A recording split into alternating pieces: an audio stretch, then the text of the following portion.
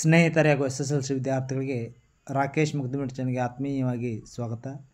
ಈ ಒಂದು ತರಗತಿಯಲ್ಲಿ ವಿಜ್ಞಾನ ವಿಷಯಕ್ಕೆ ಸಂಬಂಧಿಸಿದಂತೆ ಅಧ್ಯಾಯ 1 ರಾಸಾಯನಿಕ ಕ್ರಿಯೆಗಳು ಮತ್ತು ಸಮೀಕರಣ ಘಟಕವನ್ನು ಸಂಪೂರ್ಣವಾಗಿ ತಿಳಿಯೋಣ. ಸ್ನೇಹಿತರೆ, ಇದುವರೆಗೆ ತಾವು ನನ್ನ ಚಾನಲ್ಗೆ ಸಬ್ಸ್ಕ್ರೈಬ್ ಆಗದಿದ್ದರೆ ಸಬ್ಸ್ಕ್ರೈಬ್ ಆಗಿ, ಲೈಕ್ ಮಾಡಿ, ಫ್ರೆಂಡ್ಸ್ಗೆ ಶೇರ್ ಮಾಡಿ.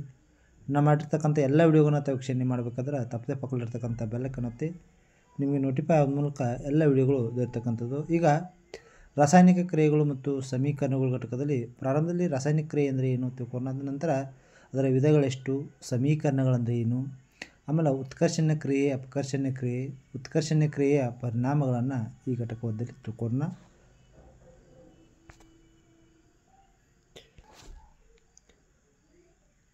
ರಾಸಾಯನಿಕ ಕ್ರಿಯೆಗಳು ಮತ್ತು ಸಮೀಕರಣಗಳು. ರಾಸಾಯನಿಕ ಕ್ರಿಯೆ ಅಂದರೆ ವಸ್ತುವಿನಲ್ಲಿ ರಾಸಾಯನಿಕ ಬದಲಾವಣೆಯನ್ನು ಉಂಟು ಮಾಡುವ ಕ್ರಿಯೆಗೆ ರಾಸಾಯನಿಕ ಕ್ರಿಯೆ ಅಂತ ಕರೆಯಲಾಗ್ತದೆ.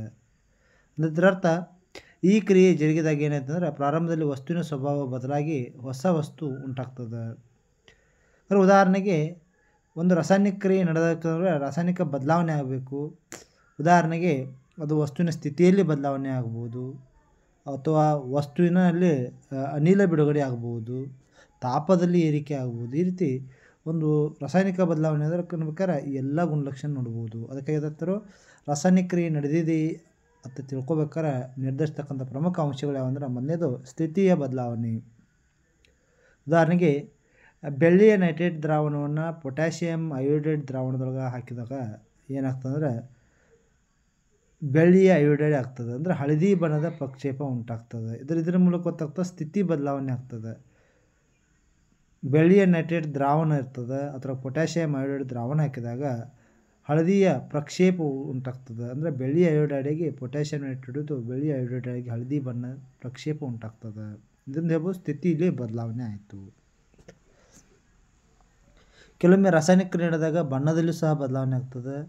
ಕಂದು ಬಣ್ಣದ ತಾಮ್ರವನ್ನು ಲೋಹನ ಜೊತೆಗೆ ವರ್ತಿಸಿದಾಗ, ತಾಮ್ರದ ಲೋಹವನ್ನು ಗಾಳಿಯಲ್ಲಿ ಕಾಯಿಸಿದಾಗ ಅದು ಕಪ್ಪು ಬಣ್ಣದ ತಾಮ್ರದ ಆಕ್ಸೈಡಾಗಿ ಪರಿವರ್ತನೆ ಆಗ್ತದೆ. ಅಂದರೆ ತಾಮ್ರ ಅಂದರೆ ಅದು Cu ಅಂತ ಕರಿತೇವೆ.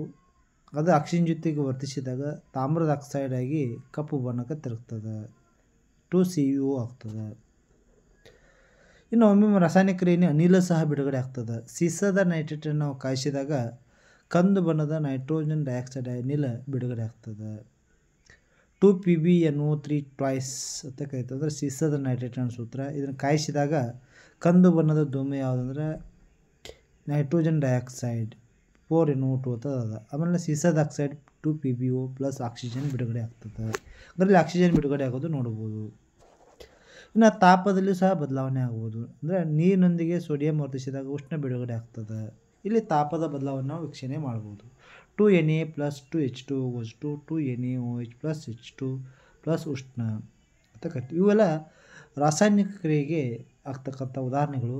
ಯಾಕಂದ್ರೆ ರಾಸಾಯನಿಕ ಬದಲಾವಣೆಗಳನ್ನ ಇಲ್ಲಿ ನೋಡ್ಬೋದು. ವಸ್ತುವಿನ ಸ್ಥಿತಿಯಲ್ಲಿ ಬದಲಾವಣೆ ಆಗ್ಬೋದು, ಅನಿಲದ ಬಿಡುಗಡೆ ಆಗ್ಬೋದು, ತಾಪದಲ್ಲಿ ಬದಲಾವಣೆ ಆಗೋದು, ಬಣ್ಣದಲ್ಲಿ ಬದಲಾವಣೆ ಆಗೋದು. ಈ 4 ಅಂಶಗಳು ಯಾವುದಾದ್ರೂ ಒಂದು ಅಂಶ ಆದ್ರೂ ಸಹ ಅದು ರಾಸಾಯನಿಕ ಬದಲಾವಣೆ ಅಂತ ಕರಿತೀವಿ. ಆದರೆ ಭೌತಿಕ ಬದಲಾವಣೆ ಅಂದಾಗ ಭೌತಿಕ ಬದಲಾವಣೆ ತಾತ್ಕಾಲಿಕ ಬದಲಾವಣೆ ಆಗಿರ್ತದೆ. ರಾಸಾಯನಿಕ ಬದಲಾವಣೆ ಶಾಶ್ವತವಾಗಿರ್ತಕ್ಕಂಥ ಬದಲಾವಣೆ, ವಸ್ತುವಿನ ಸ್ಥಿತಿಯಲ್ಲಿ ಬದಲಾವಣೆ ಆಗ್ತದೆ. ಆದರೆ ಭೌತ ಬದಲಾವಣೆಯಲ್ಲಿ ಒಂದು ವಸ್ತು ಒಂದು ಸ್ಥಿತಿ ಮತ್ತೊಂದು ಸ್ಥಿತಿ ಬದಲಾಗ ಮೊದಲನೇ ಸ್ಥಿತಿಗೆ ಅದನ್ನು ತರ್ಬೋದು ನಾವು. ಆದರೆ ರಾಸಾಯನಿಕ ಬದಲಾವಣೆ ತರೋಕ್ಕೆ ಸಾಧ್ಯವೇ ಇಲ್ಲ.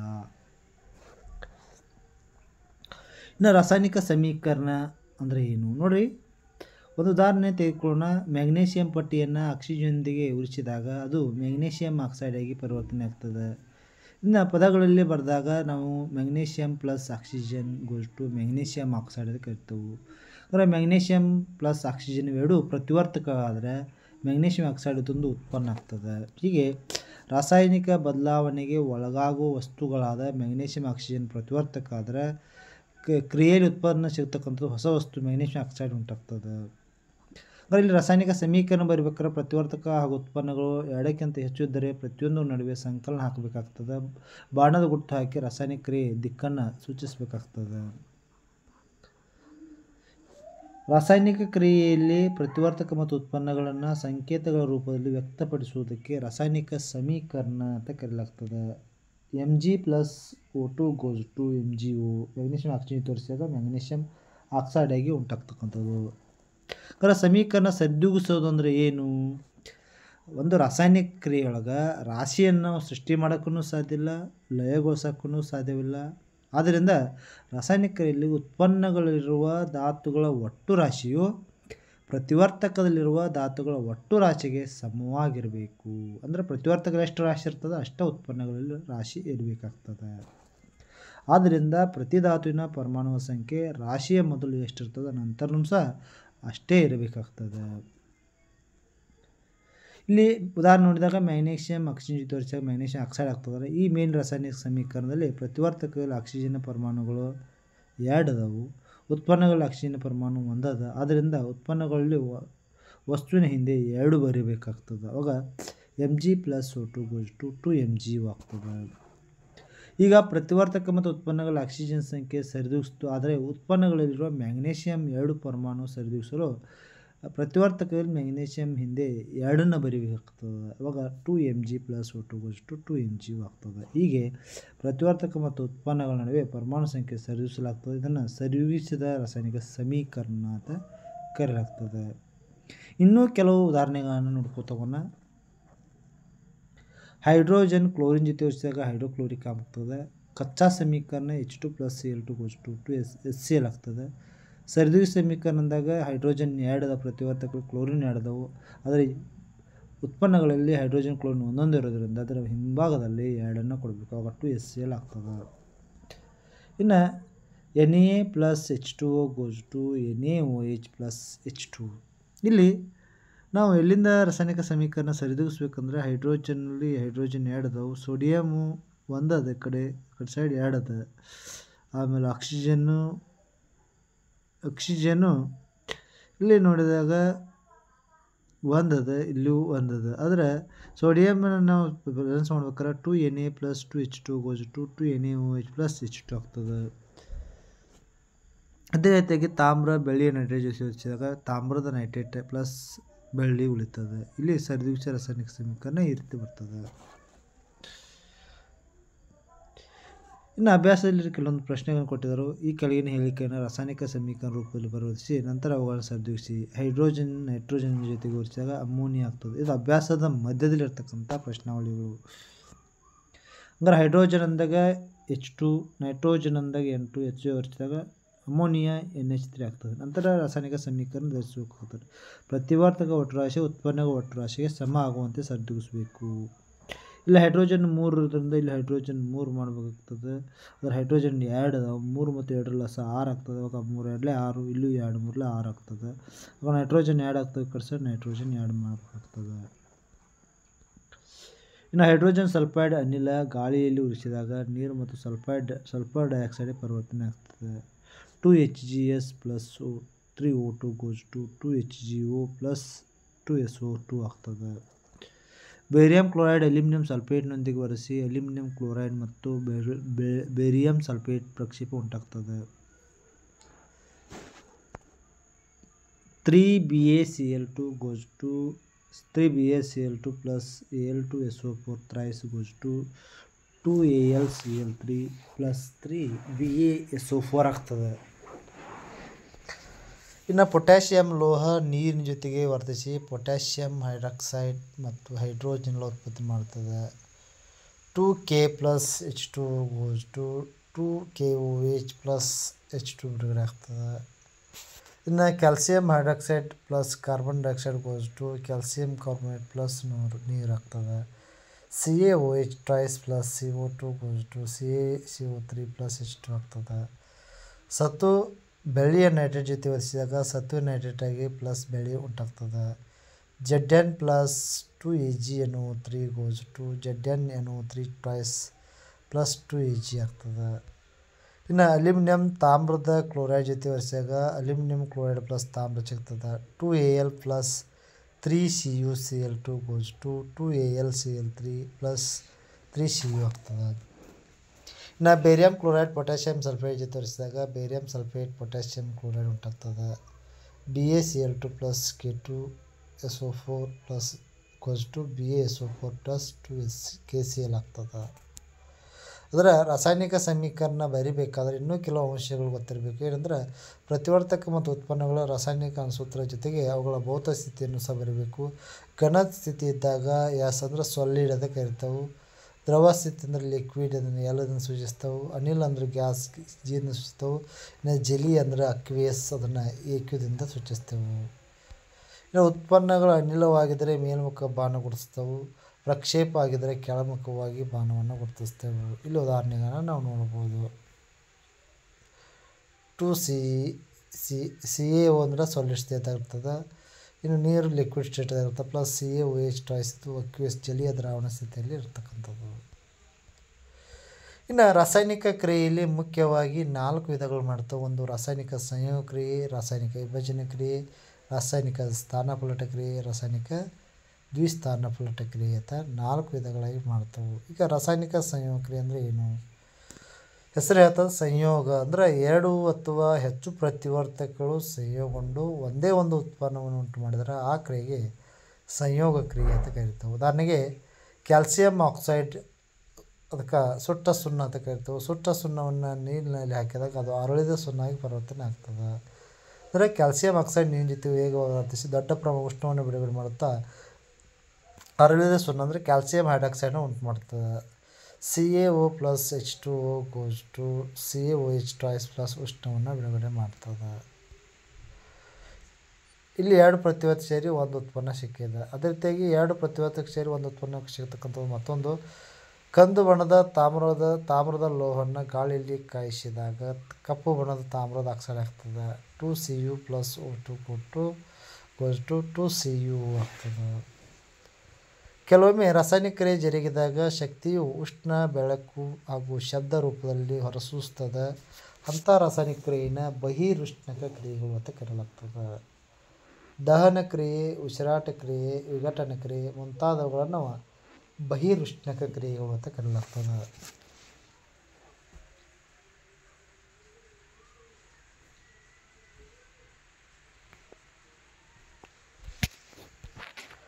ಇನ್ನೂ ಕೆಲವು ಉದಾಹರಣೆಗಳು ನೋಡ್ಬೋದು. ನೀರಿನೊಂದಿಗೆ ಸೋಡಿಯಂನ ವರ್ತನೆ, ನೀರಿನೊಂದಿಗೆ ಕ್ಯಾಲ್ಸಿಯಂ ಆಕ್ಸೈಡ್ನ ವರ್ತನೆ, ಅಮೋನಿಯಾ ತಯಾರಿಕೆ ಇವೆಲ್ಲ ಉದಾಹರಣೆಗಳನ್ನು ನೋಡ್ಬೋದು.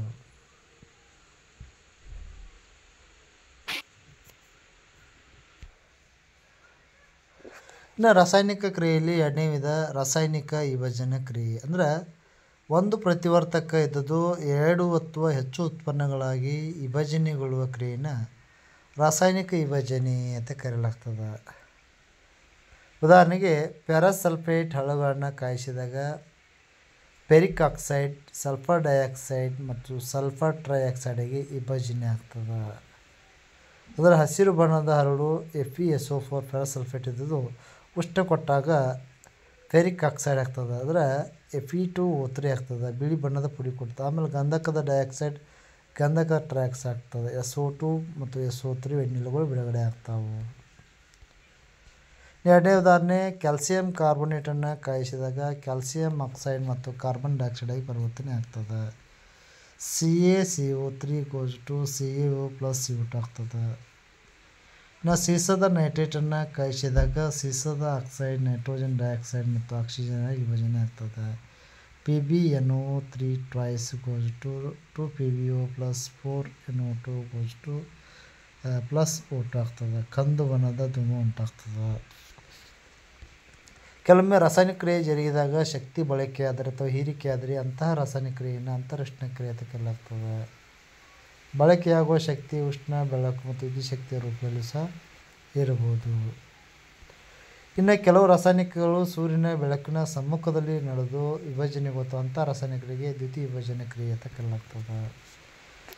ಸೂರ್ಯನ ಬೆಳಕು ಬೆಳ್ಳಿಯ ಕ್ಲೋರೈಡ್ ಅನ್ನು ಜೊತೆಗೂಡಿಸಿ ಬೆಳ್ಳಿ ಮತ್ತು ಕ್ಲೋರಿನ್ ಆಗಿ ವಿಭಜನೆ ಆಗ್ತದೆ. 2AgCl goes to 2Ag plus Cl2 ಆಗ್ತದೆ. ಇನ್ನು ಬೆಳ್ಳಿಯ ಬ್ರೋಮೈಡ್ ಸಹ ಇದೇ ರೀತಿ ಆಗ್ತದೆ. 2AgBr go to 2Ag plus Br2 ಆಗ್ತದೆ. ಆಮೇಲೆ ದ್ವಿತೀಯ ವಿಭಜನೆಗೊಳ್ಳುವ ರಾಸಾಯನಿಕವನ್ನು ಕಪ್ಪು ಬಣ್ಣದ ಸೀಸೆಗಳಲ್ಲಿ ಸಂಗ್ರಹಿಸಿ ಇಡಲಾಗ್ತದೆ. ಇನ್ನು ಕೆಲವು ರಾಸಾಯನಿಕಗಳು ವಿದ್ಯುತ್ ಶಕ್ತಿಯಿಂದ ವಿಭಜನೆ ಆಗ್ತವೆ. ಅಂಥದಕ್ಕೆ ವಿದ್ಯುತ್ ವಿಭಜನೆ ಕ್ರಿಯೆ ಅಂತ ಕರಿತೇವೆ. ಉದಾಹರಣೆಗೆ ನೀರಿನ ವಿದ್ಯುತ್ ವಿಭಜನೆ 2AgO goes to 2H2O goes to H2 plus O2 ಆಗ್ತದೆ. ಇನ್ನು ನೀರಿನ ವಿದ್ಯುತ್ ವಿಭಜನೆ ಯಾವ ರೀತಿ ಮಾಡ್ತಾರೆ ಅಂದರೆ ಧನಾಗ್ರ ಋಣಾಗ್ರಗಳನ್ನು ಬಳಕೆ ಮಾಡಿ ಒಂದು ವೆಹಿಕಲ್ ಒಳಗಿಟ್ಟು ನಂತರ ಕ್ಯಾಥೋಡ್ ಆ್ಯನೋಡ್ ವೈರ್ಗಳನ್ನು ಒಂದು ಬ್ಯಾಟ್ರಿಗೆ ಸಂಪರ್ಕ ಕೊಟ್ಟು ಸ್ವಿಚ್ಚನ್ನು ಜೋಡಿಸುತ್ತಾರೆ. ಈಗ ನೇರ ವಿದ್ಯುತ್ ಪ್ರವಾಹವನ್ನು ನೀರಿನಲ್ಲಿ ಹಾಯಿಸಿದಾಗ ನೀರಿನಲ್ಲಿ ಹೈಡ್ರೋಜನ್ ಆಕ್ಸಿಜನ್ ಅಣುಗಳು ಋಣಗಳಲ್ಲಿ ಸಂಗ್ರಹ ಆಗ್ತಾವೆ.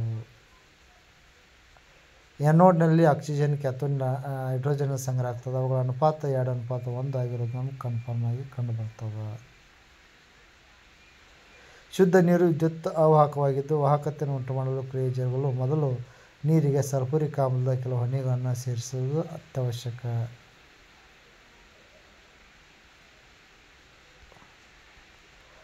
ಇನ್ನು ಮೂರನೇದು ರಾಸಾಯನಿಕ ಸ್ಥಾನಪಲ್ಲಟ ಕ್ರಿಯೆ. ಕ್ರಿಯಾಶೀಲ ಲೋಹವು ತನಗಿಂತ ಕಡಿಮೆ ಕ್ರಿಯಾಶೀಲವಿರುವ ಲೋಹವನ್ನು ಅದರ ಲವಣ ದ್ರಾವಣದಿಂದ ಸ್ಥಾನಪಲ್ಲಟಗೊಳಿಸುವ ಕ್ರಿಯೆಗೆ ಸ್ಥಾನಪಲ್ಲಟ ಕ್ರಿಯೆ ಅಂತ ಕರಿತಾವೆ. ಅದರ ಉದಾಹರಣೆಗೆ ಈಗ ತಾಮ್ರದ ಸಲ್ಫೇಟ್ ಅದ. ತಾಮ್ರದ ಸಲ್ಫೇಟದಲ್ಲಿ ತಾಮ್ರ ಕಡಿಮೆ ಕ್ರಿಯಾಶೀಲ, ಕಬ್ಬಿಣ ಹೆಚ್ಚು ಕ್ರಿಯಾಶೀಲ. ಕಬ್ಬಿಣ ಹೆಚ್ಚು ಕ್ರಿಯಾಶೀಲ ಲೋಹ ಕಡಿಮೆ ಕ್ರಿಯಾಶೀಲ ಲೋಹದ ಲವಣ ದ್ರಾವಣದಿಂದ ಆ ತಾಮ್ರವನ್ನು ತೆಗೆದುಬಿಡ್ತಾವೆ. ಆಗ ತಾಮ್ರ ಪ್ಲಸ್ FeSO4 ಆಗ್ತದೆ. ಇದೇ ರೀತಿಯಾಗಿ ಮತ್ತು ಕೊಡುವ ಸತ್ತು ತಾಮ್ರ ಸಲ್ಫೇಟ್ ಜೊತೆ ಜೋಡಿಸಿದಾಗ ಸತ್ತು ಮತ್ತು ಸತ್ತುವಿನ ಸಲ್ಫೇಟನ್ನು ಕೊಡ್ತದೆ. ತಾಮ್ರ ಮತ್ತು ಸತ್ತುವಿನ ಸಲ್ಫೇಟನ್ನು ಕೊಡ್ತದೆ. ಹಂಗೆ ಅದೇ ರೀತಿಗೆ ಇಲ್ಲಿ ಹಲವಾರು ಉದಾಹರಣೆಗಳನ್ನು ನೋಡ್ಬೋದು ನಾವು.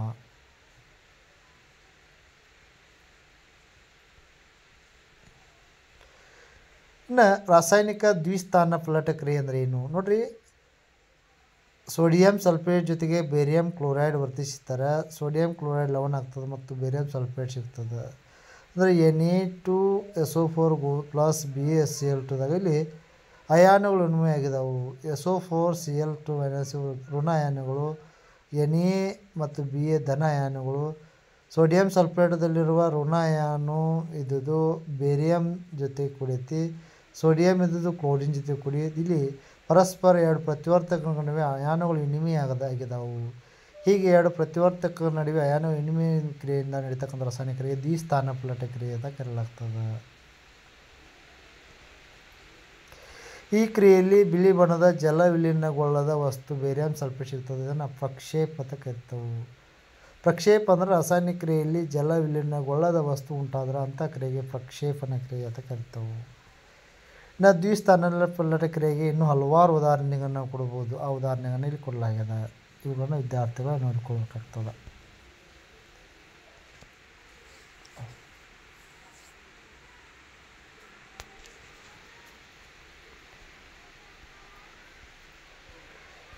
ಇನ್ನು ಅಪಕರ್ಷಣ ಅಂದರೆ ಏನು, ಉತ್ಕರ್ಷಣ ಅಂದರೆ ಏನು? ಸಿಂಪಲ್ಲಾಗಿ ಹೇಳ್ಬೇಕಾದ್ರೆ ಅಪಕರ್ಷಣ ಅಂದರೆ ವಸ್ತು ಒಂದು ಆಕ್ಸಿಜನನ್ನು ಕಳೆದುಕೊಳ್ತಾರೆ ಅಥವಾ ಹೈಡ್ರೋಜನ್ನ ಪಡೆದುಕೊಳ್ತಾರೆ. ಅಂಥ ಕ್ರಿಯೆಗೆ ಅಪಕರ್ಷಣ ಕ್ರಿಯೆ ಅಂತ ಕರಿತೇವೆ.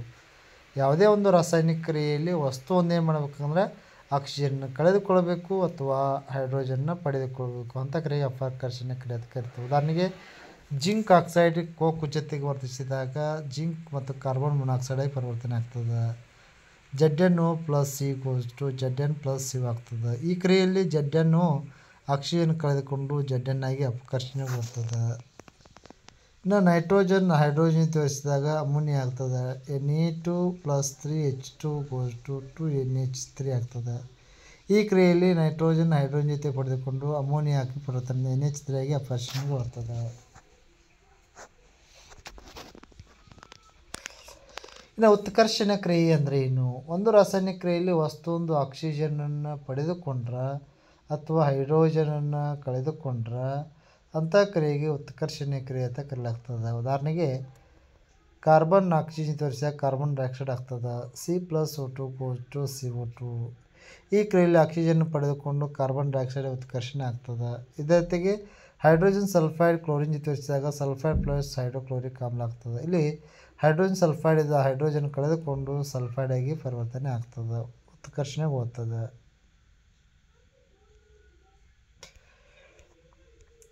ಇನ್ನು ರೆಡಾಕ್ಸ್ ಕ್ರಿಯೆ ಅಂದರೆ ಏನು? ರೆಡಾಕ್ಸ್ ಕ್ರಿಯೆ ಅಂದರೆ ಒಂದು ರಾಸಾಯನಿಕ ಕ್ರಿಯೆಯಲ್ಲಿ ಒಂದು ಪ್ರತಿವರ್ತಕ ಉತ್ಕರ್ಷಣೆಗೊಂಡು ಮತ್ತೊಂದು ಪ್ರತಿವರ್ತಕ ಅಪಕರ್ಷಣೆಗೊಂಡ್ರೆ ಇಂಥ ರಾಸಾಯನಿಕ ಕ್ರಿಯೆಗೆ ಉತ್ಕರ್ಷಣ ಅಪಕರ್ಷಣ ಕ್ರಿಯೆಗಳು ಅಥವಾ ರೆಡಾಕ್ಸ್ ಕ್ರಿಯೆ ಅಂತ ಕರೆಯಲಾಗ್ತದೆ. ಇಲ್ಲಿ ತಾಮ್ರದ ಆಕ್ಸೈಡ್ ಇದು ಹೈಡ್ರೋಜನ್ ಜೊತೆ ಬೆರೆಸಿದಾಗ ತಾಮ್ರ ಪ್ಲಸ್ ಹೈಡ್ರೋಜನ್ ಕೊಡ್ತದೆ. ಅಂದ್ರೆ ತಾಮ್ರದ ಆಕ್ಸೈಡ್ ಆಕ್ಸಿಜನ್ ಕಳೆದುಕೊಳ್ತದೆ, ಅಪಕರ್ಷಣಕಾರಿಯಾಗಿ ತಾಮ್ರ ಪರಿವರ್ತನೆ ಆಗ್ತದೆ. ಇನ್ನು ಹೈಡ್ರೋಜನ್ ಇದ್ದದ್ದು ಆ ಆಕ್ಸಿಜನನ್ನು ಪಡೆದುಕೊಳ್ಳೋದು ನೀರಾಗ್ತದೆ, ಇದು ಉತ್ಕರ್ಷಣಕಾರಿ ಆಗ್ತದೆ. ಇಲ್ಲಿ ತಾಮ್ರದ ಆಕ್ಸೈಡ್ ಆಕ್ಸಿಜನ್ ಕಳೆದುಕೊಂಡು ತಾಮ್ರವಾಗಿ ಅಪಕರ್ಷಣೆಗೊಂಡ್ರೆ ಹೈಡ್ರೋಜನ್ ಆಕ್ಸಿಜನ್ ಪಡೆದುಕೊಂಡು ನೀರಾಗಿ ಉತ್ಕರ್ಷಣೆಗೊಳ್ತದೆ. ಈ ಕ್ರಿಯೆಯಲ್ಲಿ ತಾಮ್ರದ ಆಕ್ಸೈಡ್ ಅಪಕರ್ಷಣೆಗೊಂಡ ಪ್ರತಿವರ್ತಕವಾದರೆ ಹೈಡ್ರೋಜನ್ ಉತ್ಕರ್ಷಣೆಗೊಂಡ ಪ್ರತಿವರ್ತಕ ಆಗ್ತದೆ. ಅದೇ ರೀತಿಯಾಗಿ ಜಿಂಕ್ ಆಕ್ಸೈಡ್ ಕಾರ್ಬನ್ ಜೊತೆಗೆ ವರ್ತಿಸಿದಾಗ ಜಿಂಕ್ ಪ್ಲಸ್ ಕಾರ್ಬನ್ ಮೊನಾಕ್ಸೈಡ್ ಆಗ್ತದೆ. ಇಲ್ಲಿ ಸತುವಿನ ಆಕ್ಸೈಡ್ ಇದ್ದು ಆಕ್ಸಿಜನ್ ಕಳೆದುಕೊಂಡು ZN ಆಗಿ ಅಪಕರ್ಷಣೆಗೊಳ್ತದೆ.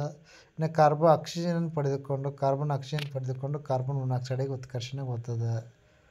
ಇಲ್ಲಿ ಸತುವಿನ ಆಕ್ಸೈಡ್ ಅಪಕರ್ಷಣೆಗೊಂಡ ಪ್ರತಿವರ್ತಕ ಆದರೆ ಕಾರ್ಬನ್ ಉತ್ಕರ್ಷಣೆಗೊಂಡ ಪ್ರತಿವರ್ತಕ ಆಗಿರ್ತದೆ. ಇದೇ ರೀತಿಯಾಗಿ ಮತ್ತೊಂದು ಉದಾಹರಣೆ ಕೊಡ್ಬೋದು. ಮ್ಯಾಗ್ನೀಷಿಯಂ ಆಕ್ಸೈಡ್ ಹೈಡ್ರೋಕ್ಲೋರಿಕ್ ಆಮ್ಲ ಜೊತೆ ಮ್ಯಾಗ್ನೀಷಿಯಂ ಕ್ಲೋರೈಡ್ ನೀರು ಮತ್ತು ಕ್ಲೋರಿನ ಕೊಡುತ್ತದೆ.